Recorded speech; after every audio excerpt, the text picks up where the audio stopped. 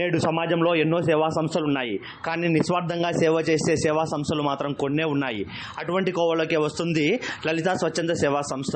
ఈ సందర్భంగా నంద్యాల పట్టణంలో గత సంవత్సర కాలం నుంచి ఈ సేవా సంస్థ అనేక సేవా కార్యక్రమాలను చేపడుతూ ప్రజల మన్ననలు పొందారు.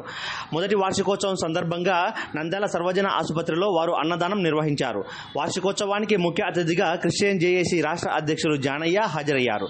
ఈ సందర్భంగా వారు మాట్లాడుతూ నిర్వాహకులు శ్రీనివాసులు మోజే సేవా పరమార్థంగా యువతకు ఉపాధి అవకాశాలను కల్పిస్తూ సేవ వైపు ప్రోత్సహిస్తున్నారని తెలిపారు.